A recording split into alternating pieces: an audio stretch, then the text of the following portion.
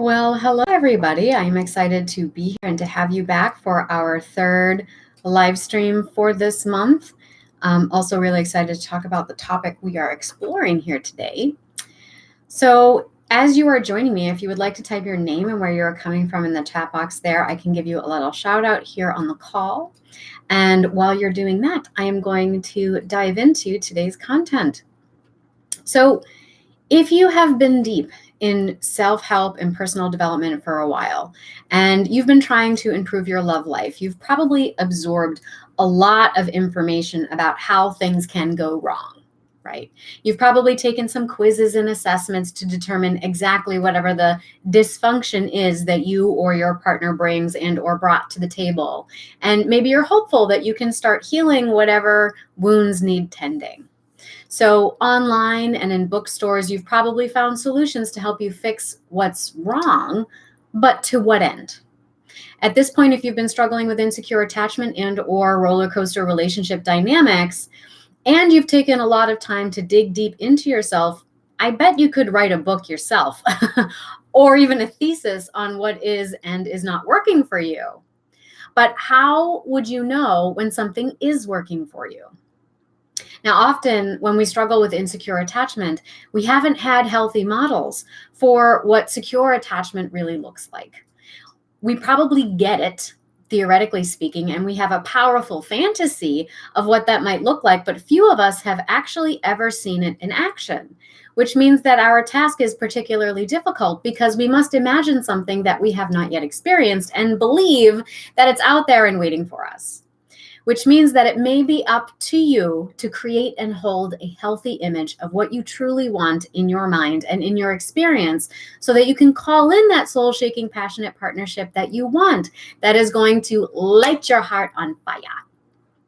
So if this sounds like you are going to want to stick around for this video segment because we are going to talk about 6 signs of a secure relationship and also give you a bunch of characteristics to help you recognize it when it manifests for you. Now, before I dive into that, if you are new to my channel, welcome. My name is Brianna McWilliam, and I'm a licensed and board-certified creative arts therapist, author, and educator with more than 13 years in the field.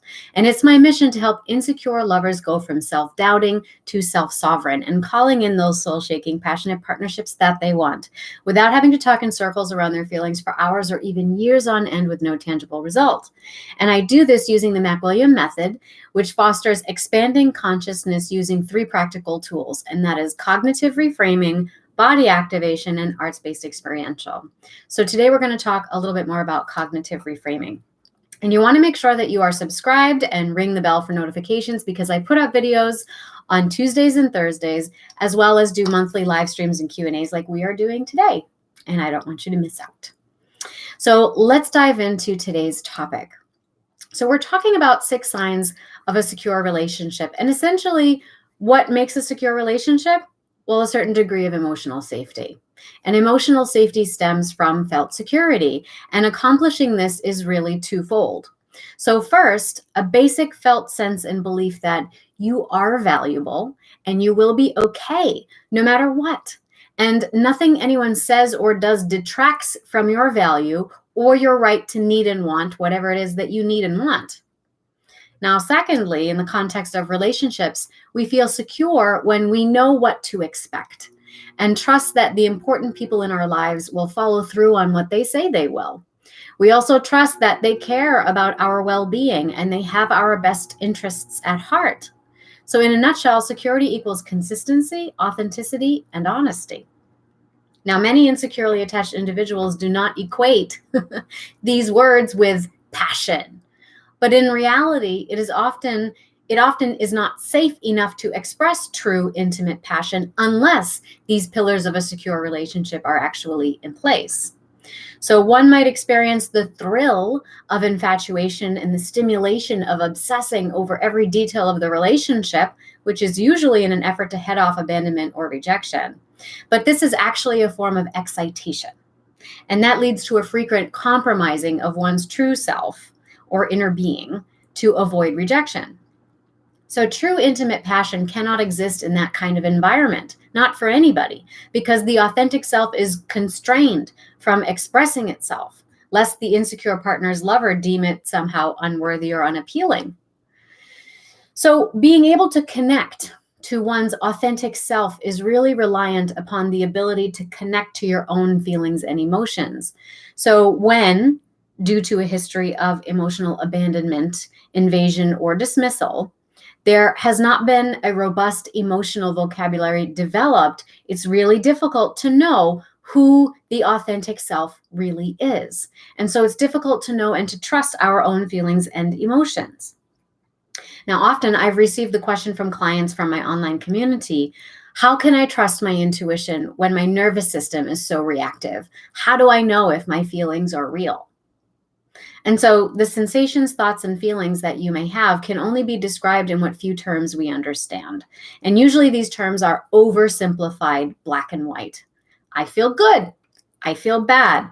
I feel happy, or I feel sad. Or we might express ourselves in a vague fashion that offers very little clarity or definition around what our reasons really are for doing things. So for anxious partners, for example, it's more likely they express something like, I just know I need them. I can't explain why. I think they're the one for me. There's so much potential there. I know we can make it work. I'm totally willing to compromise if they would only just tell me what they want. Now, for an avoidant partner, it's more likely to sound like, I don't know why it isn't working. I just know that the chemistry's off. Something doesn't feel right. I don't know. It's confusing. My partner's great and I love them, but we're just not a good fit. I don't really know how I feel, and I can't keep dragging them through the mud with me. It's just making things worse. And so creating emotional safety for insecure partners requires access to one's inner being, or I'm going to call it your true self, and emotional clarity. So a staple of secure attachment is the ability to do what you say and say what you mean, and that is maintain a state of congruency between your inner and your outer worlds. So your actions become authentic reflections of what you actually feel and think on the inside. So in a nutshell, what you see is what you get. But for insecurely attached individuals, this feels more like wearing your heart on your sleeve, and that leaves you vulnerable to getting hurt or abused or rejected. And so a lot of the game playing and hot, cold experiences that occur in insecure relationships are derived from a need to actually hide or obscure ourselves.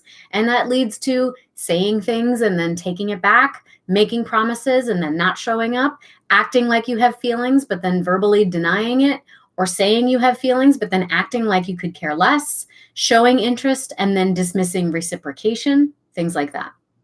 And so all of this, in essence, is really a repetition of the early abandonment, anxious partners in particular, experience as children. So to create an emotionally safe environment in a relationship, both partners need to practice congruency with everything that they do, and they have to follow through. Okay. So I want to talk about these signs of what a secure attachment really looks like. What does it mean to be emotionally secure and connect with a person? And before I dive into that, I would love to just ask here, for those of you on the call, before I even give away anything away, what you think it is. I'd love to see where we're take a temperature reading. We have Jennifer here. Welcome. Thank you for all your help. I've learned so much from watching you, and it helped save my marriage. I love hearing that. We have Jess from Kentucky. So excited to hear more about secure attachment. That's great. We have Mark. Hi, I'm listening from Holland. Welcome. Always inspired. That's great. We have Adi Ziv from Israel. Glad to have you here.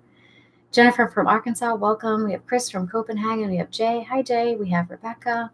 Welcome back, Rebecca. So mature, confident as being qualities of secure attachment. Being authentic is being aligned with your actual values. Yes. Hi, Damien from Romania. Mark from Luxembourg. Effective in mutual communication. Yes, for sure. So let's talk about what this really looks like. So secure attachment and emotional availability might look like being comfortable. Like, let's just start there. Being comfortable with intimacy in a relationship. So assuming that your partner means well, and so they are quick to forgive in an argument when their partner makes a mistake, right? A secure person, incidentally, I refer to individual secure attachment as cornerstones, so you might hear me refer to it as that. So cornerstones might ask for space, but they will let you know when you can expect to hear from them again. In a fight, they might raise their voice, but they're not going to attack or denigrate your character. And even in the moment, cornerstones will make bids to reconnect emotionally, right? So let's call that number one, basically how cornerstones interact when in conflict. So I'll go over that one more time. They're comfortable with intimacy in a relationship, and they assume that you mean well, and so they're quick to forgive in an argument.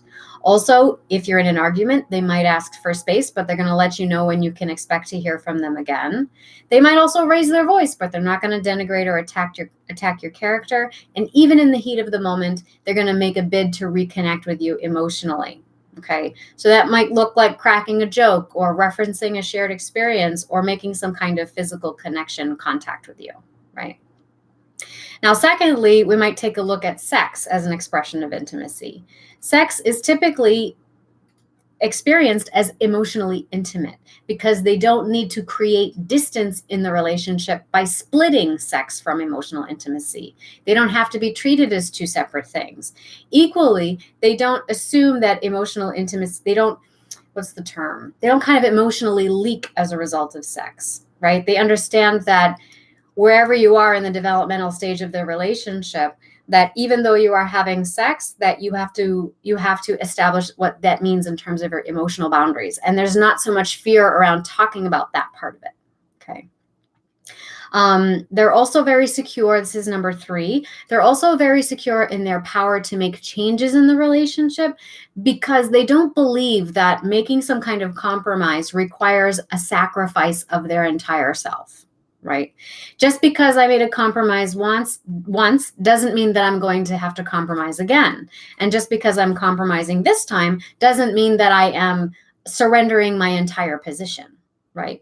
When we struggle with boundaries and we experience them as all in or all out, when someone asks us to make a compromise, we interpret that as I have to completely give up my position. I have to completely give up everything that I want. Phrases people like are like go big or go home, that kind of thing, all in or all out. This is a manifestation of a confusion around boundaries, right? And so as a result, when you experience confusion around boundaries, you're less willing to truly compromise because you think that it's going to be a form of self-abandonment.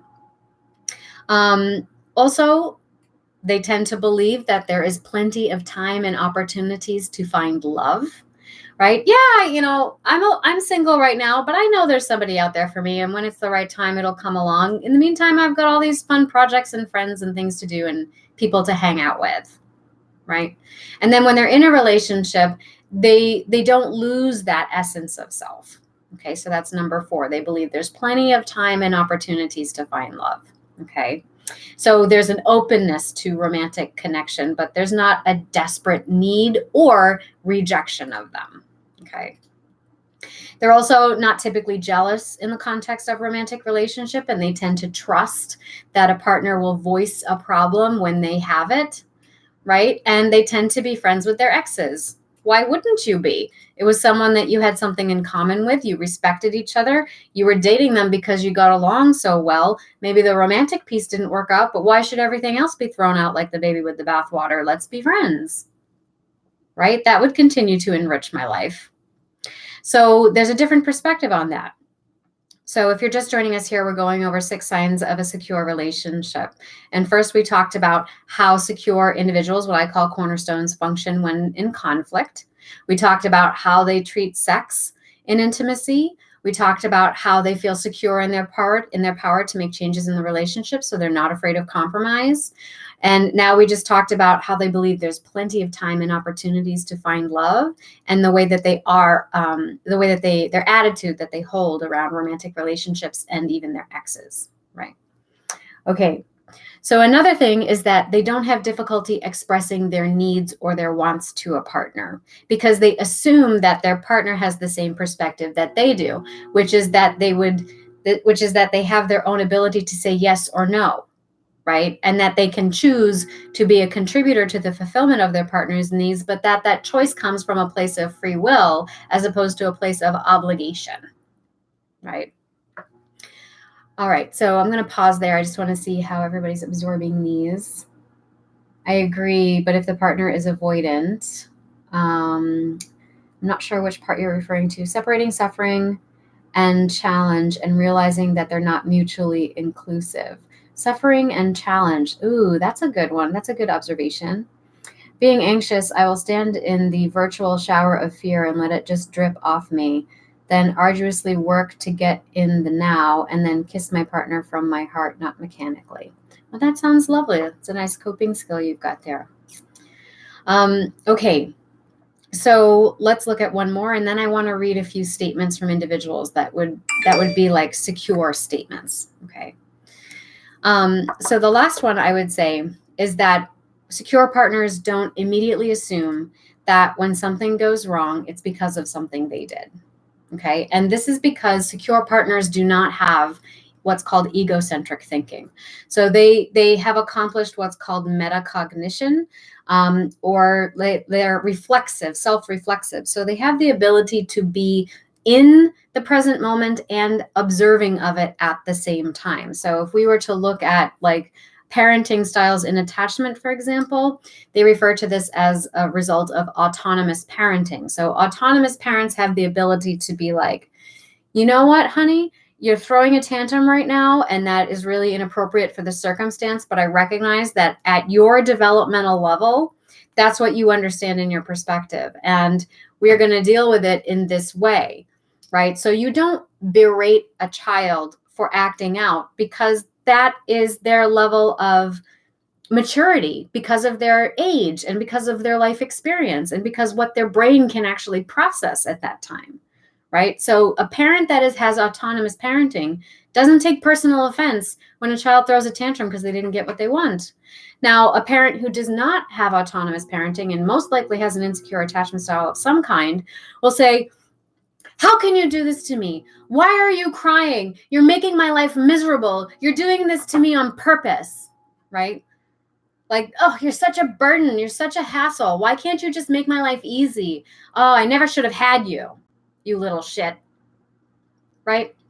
So that is a parent who is not capable of being reflexive, not capable of metacognition, not capable of stepping outside of themselves well enough to be in the present moment, to be able to assume your perspective, the child's perspective, and understanding the constraints of the child's experience well enough to act in a secure way, right? So that's the last one, is egocentric thinking versus the ability to have some metacognition, which is in essence a sense of awareness about yourself in the relationship, right? We have some comments here. I'm trying to work through my insecure attachment style. I'm disorganized and fearful avoidant. However, it's very difficult once triggered. Not getting upset at 5 years for not being good at starting out a new skill. More of a feeling that it's my fault my child is upset, I'm a bad parent. That's still an egocentric perspective, right? Could it be that the child is having their own experience in response to the world around them, right? Now, of course, parents have great influence over the experiences of their children, but not all of them. And sometimes the idea that we can control everything about how our child receives experiences and responds to the world is more of an egocentric perspective, that it's all my fault, right? So parents can also give themselves a little bit of compassion around that, because children are going to have their own experiences. There is a line, a degree to which you can affect positive outcomes for your children. And really the best way to do that is to live your best life, right? Is to be able to assume the perspective of your child and demonstrate it for them, right? So instead of, when a child gets upset, instead of saying, oh my God, this is a sign that I'm a bad parent, right? Being able to calm yourself and say, my child is having a difficult experience, and what is it that the child is actually asking me for right now? And what is it they're really needing? So for example, my son, when he comes home and I have to cook dinner and check my email and do something else, and he starts watching videos on YouTube that he knows I don't let him watch. And then he starts laughing and he starts repeating the things that I say, even though I tell him 3 times, stop doing that, stop watching that, or I'm going to take it away. And he keeps doing it. I realize that it's not me being a bad parent, that he's not listening to what I'm saying, whatever. That's him asking me for contact. And and every single time when I'm able to take a moment out and realize that he's asking me for contact, then I say, you know what? How about this? How about we sit down and play a game together? And if he's, even if it's on the iPad or whatever, let's play a game together, because I don't want him watching that thing that's saying bad words, right? So rather than berate him for repeating the bad words and trying to limit test me with it, I say, oh, he's asking me for contact. And I completely redirect the focus and I say, you know what? I can see that you're interested in playing with that. Why don't we play it together and we'll do something that works for both of us? And then he usually right away snuggles up to me and all the limit testing goes away, right? So usually when kids do things like that, even if they're, yes, my son will admit to limit testing, actually. I'll say something like, you know how to do this, so why are you asking me to do it? And he will say, because I'm testing your authority, Mom. So sometimes, if you can meet them where they're at, and then he'll laugh because he knows that he's making a joke with me. And it's the contact that he's looking for, right? So almost always it's the contact that your child is looking for, right? So I want to also just give you a few statements from people that would have a more secure, what I call a cornerstone attachment. And these are statements like, I find it easy to be affectionate with my partner. And actually, as I'm going through these statements, if you want to type in the chat box there, yes, that sounds like me, or no, that doesn't sound like me. Or you could even rate it on a scale of 1 to 10, like 1, that's totally me, 10, that's not me at all, right? How close do you feel, or how much, let's say, alignment do you feel with these statements? Because I'm asking you to do this because I want to point out that as much as we talk about attachment styles, with labels and categories, I actually believe that they're dynamic states of being. It's more like a pie chart. I mean, I feel like everybody has a degree of avoidance. Everybody has a degree of anxiety. Everybody has a degree of security even. And everybody has a high degree of ambivalence, which I'm going to use as like the fearful, avoidant, disorganized category, right? So high level of ambivalence. So it's more like a pie chart, right? We all have degrees of this. And even if you feel like you struggle with insecure attachment, you will have a piece that is secure on some dimension. Okay. So I'm going to read these statements and I would love to know how resonant these statements are with you. And if you could rate it, let's say on a scale of 1 to 10, 1 being, yes, it resonates with me, 10 being like, no, not at all, you can see that you may be closer or further away than you anticipated. Okay. So here's the first one. I find it easy to be affectionate with my partner. So there in the chat box, I would love to see on a scale of 1 to 10, 1 being, yeah, I find it really easy to be affectionate with my partner, and 10 being, no, I do not find it easy to be affectionate with my partner. Where are you at on that scale? Right. So we've got 10, 6, 9, 1, 8. Thank you for your honesty. Great. Okay, number 2, I am generally satisfied with my romantic relationships. So 1, yes, I'm very satisfied. 10, no, I'm not satisfied at all with my romantic relationships. Where are you on that scale? 1, 10, good for you. 8, most of the time. 8, 5, okay. All right. 8, 6, 3, 6, okay, cool.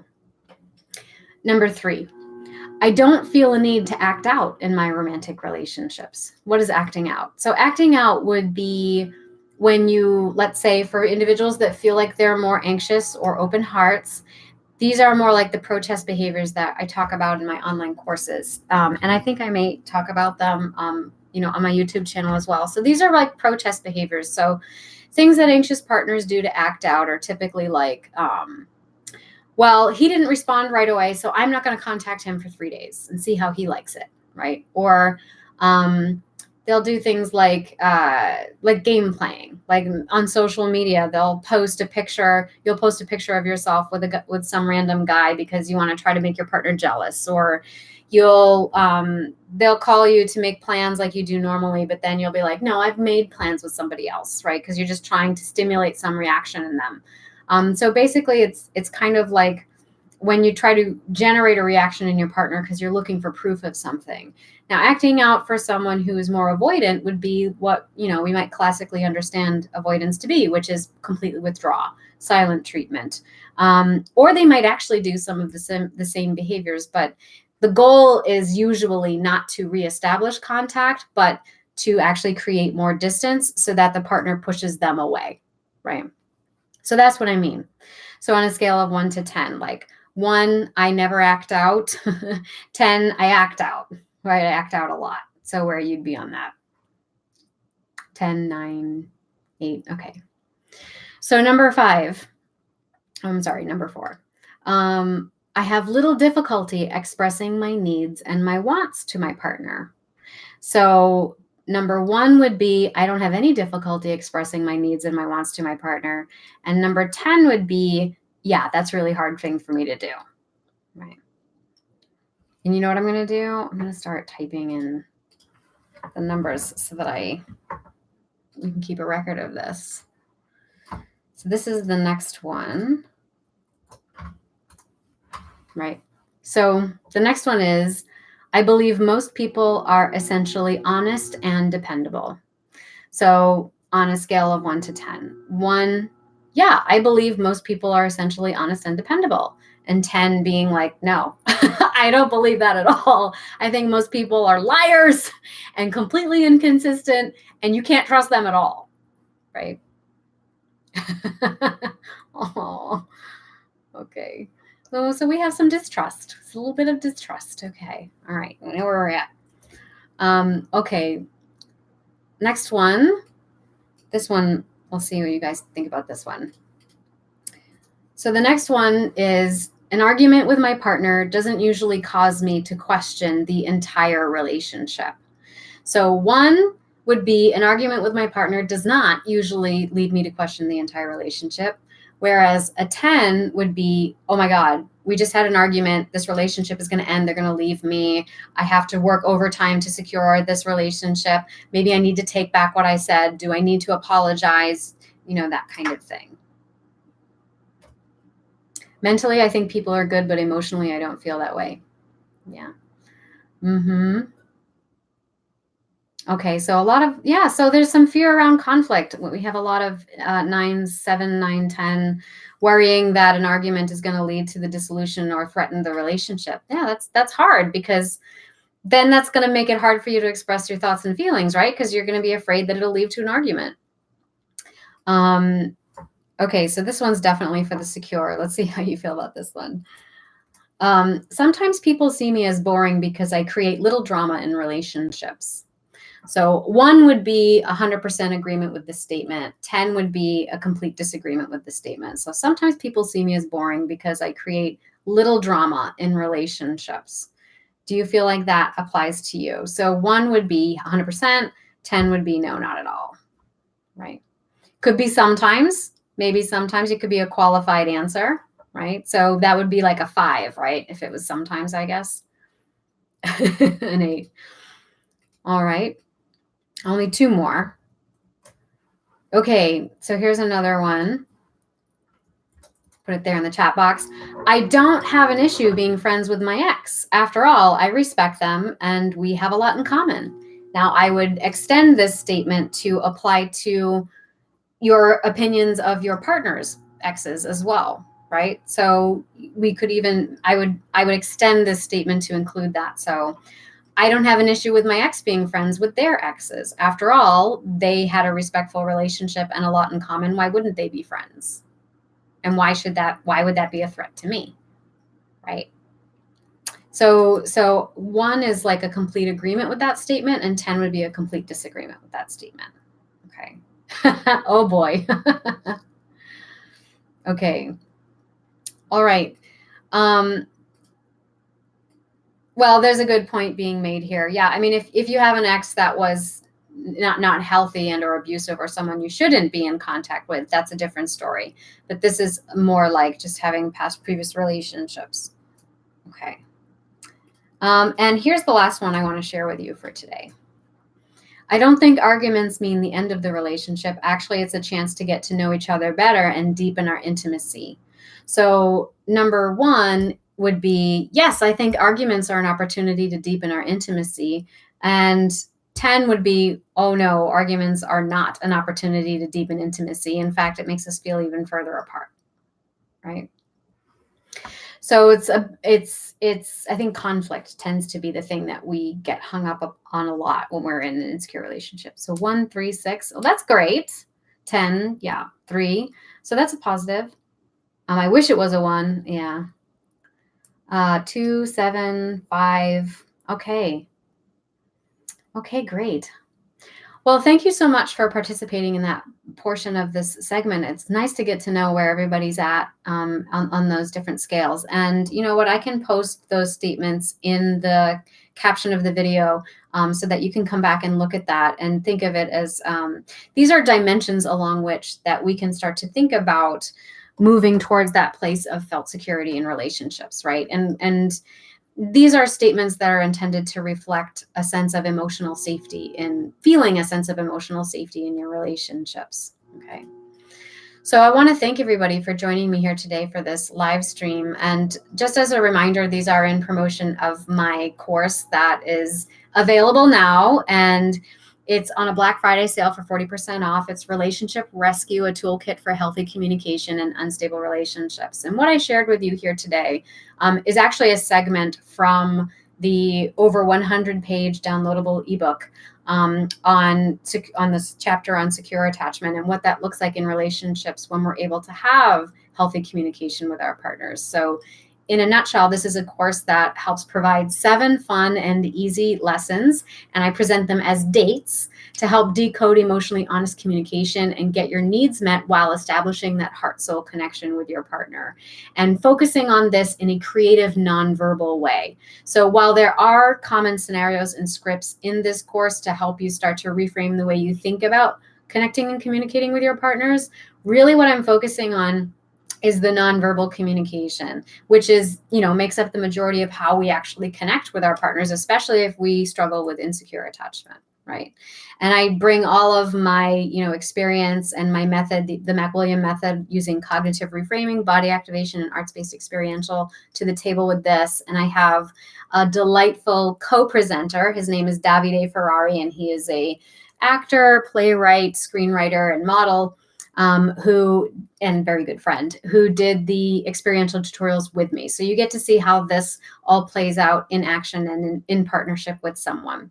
So there's a lot more information about all 7 dates on the information page. There will be a link to that in the caption of this video, as well as to the discount page. So I invite you to check it out. If this is content that you find helpful, definitely check it out. There's much more on the info page that you can learn from, and it is on sale 40% off until December 1st.